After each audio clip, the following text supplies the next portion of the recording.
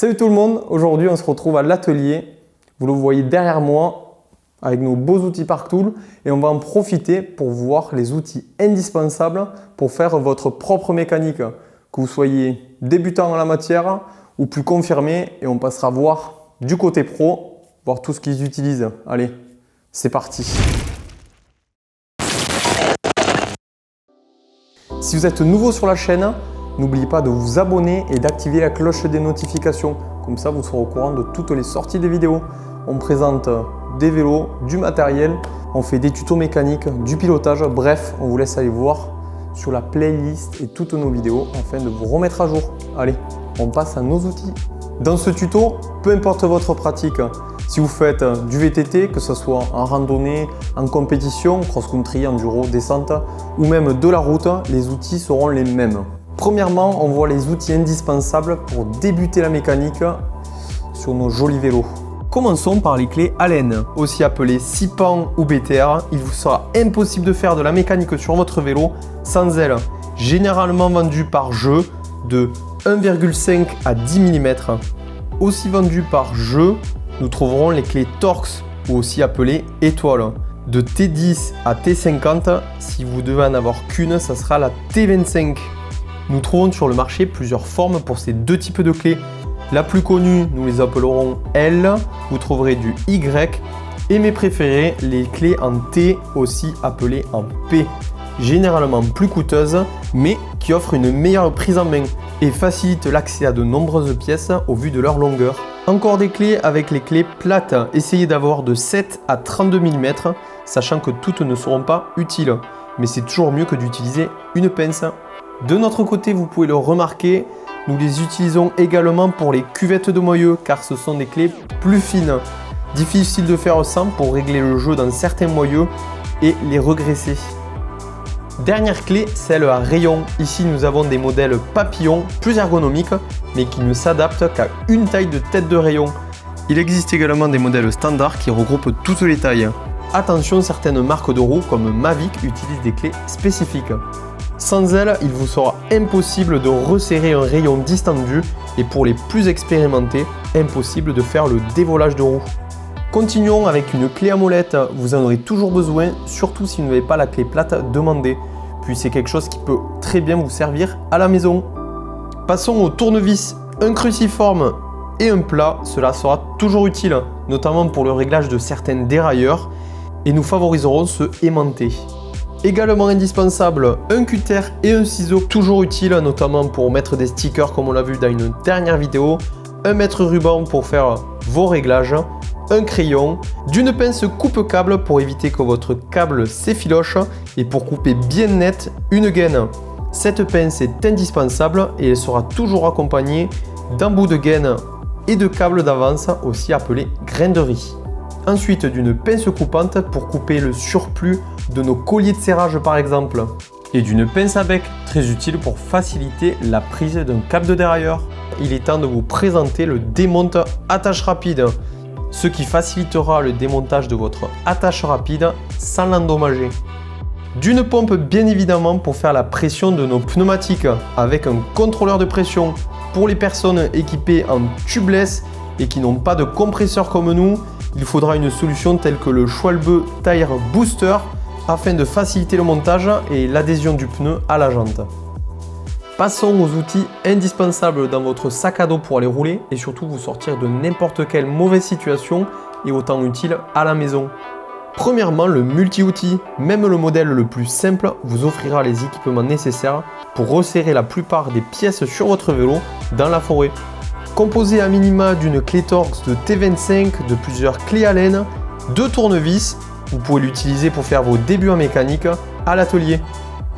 Continuons avec un kit de réparation de chambre à air qui comprend des patchs de réparation, de la colle et un grattoir.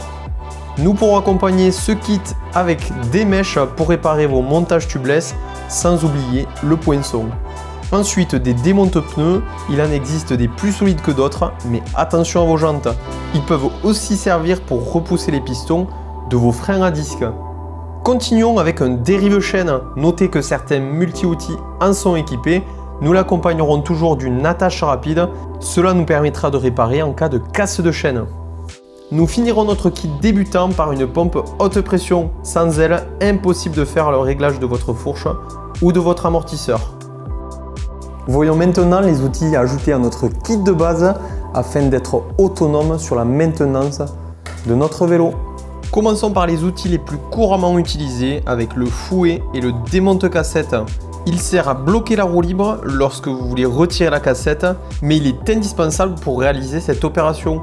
Il est associé à l'outil démonte-cassette qui est désormais standardisé. Notez qu'il sert maintenant à retirer le bouchon de la chambre d'air sur les fourches RockShox, mais aussi à resserrer les disques des freins Shimano Centerlock. Continuons avec le démonte boîtier de pédalier. Même si le marché tend vers une standardisation, faites attention à la compatibilité de celle-ci avec votre boîtier. Elle se couplera d'une clé Allen ou bien d'une clé dynamométrique. Pour l'entretien de nos freins, nous aurons besoin d'un kit de purge.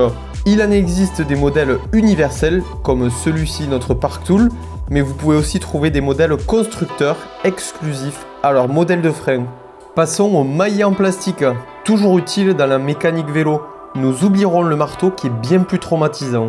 Voyons maintenant les outils utilisés un peu moins régulièrement comme le coupe-tube, le même utilisé par notre plombier qui nous servira à adapter un pivot de fourche, une tige de sel trop longue ou bien raccourcir un cintre en alu bien sûr. Continuons par une scie à métaux pour couper votre cintre carbone par exemple. Nous finirons ce kit confirmé par un dévoileur de disques afin de régler en douceur vos disques endommagés. Maintenant qu'on a vu l'essentiel des outils qu'il vous faut à la maison pour faire votre mécanique, place au côté pro. Commençons par un produit assez onéreux, le centreur de roue professionnel qui permet un dévoilage précis d'une roue ou bien un rayonnage complet. Continuons avec le guide de câble interne. C'est un set de montage qui va nous simplifier l'installation interne des câbles et des gaines dans nos cadres. Nous trouvons ensuite les extracteurs. C'est un outil populaire qui facilite l'extraction des cuvettes fixes du jeu de direction ou bien des boîtiers de pédalier montés en press-fit. Cet outil, c'est une jauge d'alignement de pattes de dérailleur ou aussi appelée contrôleur et permet de résoudre une multitude de problèmes de passage de vitesse en mesurant puis en redressant la patte de dérailleur. Côté clé, nous trouvons la clé à pédale.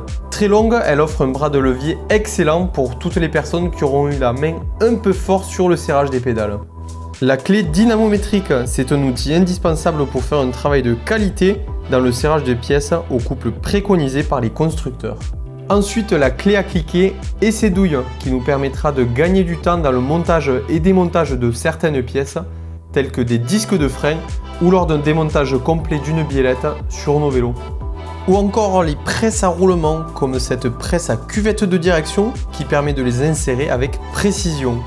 Nos dernières astuces Bike Live pour éviter les galères, ayez toujours une paire de plaquettes de frein de rechange dans votre caisse à outils, un câble de dérailleur, des colliers de serrage en nylon, c'est toujours utile, et du ruban adhésif d'électricien. C'est pas cher et c'est toujours pratique. C'est tout petit donc attention à ne pas les perdre, les démonte-obus pour petites et grosses valves. Ça nous permettra de démonter la valve et ainsi augmenter le flux d'air pour faire claquer nos montages tubeless. On finit par les possesseurs de SRAM Eagle. Il vous faudra un gabarit. C'est un outil témoin qui vous permettra de régler l'approche de votre dérailleur. Enfin, dernière chose pour débuter la mécanique, ne faites pas comme moi aujourd'hui. Pas de costard, pas de polo blanc et privilégiez des affaires usagées. Et le top du top, c'est le tablier. Et voilà, nous arrivons au terme de cette vidéo. Bien sûr, j'espère que ça sera le plus utile possible. Dites-le nous en commentaire. Et puis, si vous avez des questions, on n'oublie pas de liker, toujours de s'abonner. Et en attendant, allez rouler, allez faire du vélo et bon week-end. Allez, ciao!